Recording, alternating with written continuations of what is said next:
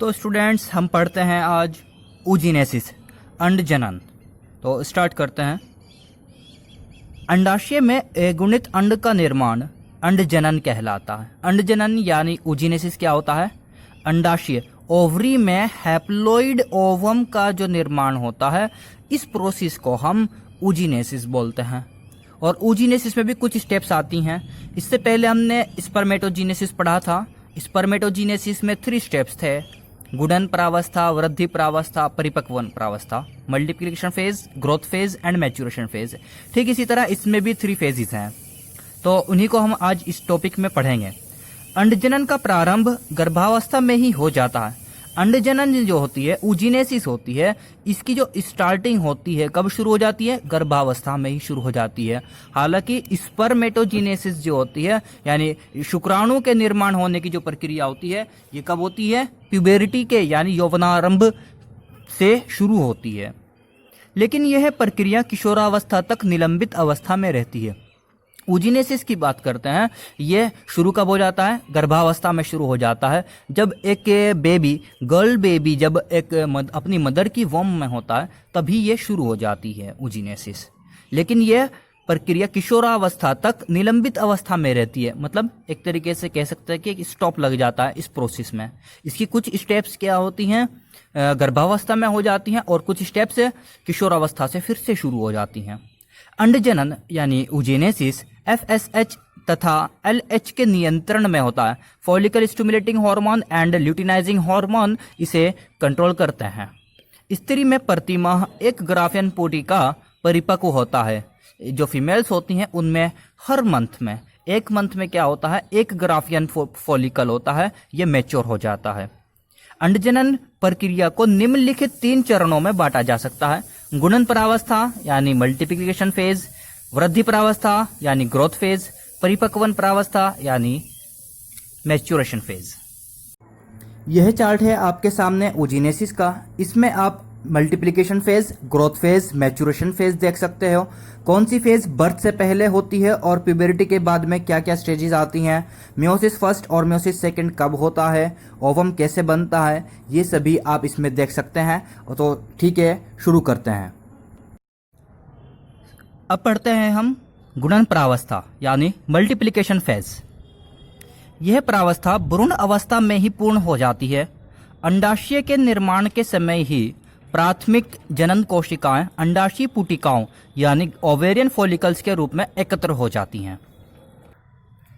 हमने आपको बताया था कि जो oogenesis होती है, यह एम्ब्रियो में ही शुरू हो जाती है। लेकिन जो इसकी फर्स्ट फेज होती है oogenesis की, मल्टीप्लिकेशन फेज, यह एम्ब्रियोनिक फेज जो होती है, वहीं पर भ्रूण अवस्था में ही कंप्लीट हो जाती है।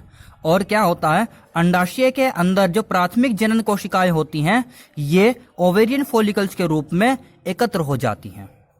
सेकंड फेज होती है वृद्धि प्रावस्था, ग्रोथ फेज। यह प्रावस्था बहुत लंबी होती है। भ्रूण अवस्था से प्रारंभ यह प्रावस्था लैंगिक परिपक्वन के पश्चात जब तक उस पुटिका विशेष के परिपक्व होने की अवस्था नहीं आती, तब तक यह वृद्धि प्रावस्था में बनी रहती है। यह पोषक पदार्थ संचित करके सामान्य कोशिका से आकार में कई सौ गुना बढ़ जाती है। अब इसे प्राइमरी oocyte कहते हैं। अब इसे क्या बोला है हमने? प्राइमरी oocyte बोला है। जन्म के बाद अंडजननी का निर्माण एवं इसकी वृद्धि नहीं होती। मतलब जो इसकी मल्टीप्लिकेशन फेज है और ग्रोथ फेज है, यह दोनों जन्म से पहले ही कंप्लीट हो जाती हैं। प्राइमरी oocyte के ऊपर ग्रेन्युलोसा सेल्स की कवरिंग बन जाती है, तो इसे हम बोलते हैं प्राइमरी फॉलिकल। oogenesis की स्टेप्स देखते हैं। प्राइमोर्डियल जर्म सेल होती है, इसमें डिवीजन होता है। माइटोसिस डिवीजन होता है, सिंपल डिवीजन नहीं है। मल्टीप्लिकेशन फेज बोलते हैं। क्या होता है? ये सेल्स अपने नंबर्स में वृद्धि करती, क्या होता है? नंबर्स बढ़ाती हैं ये।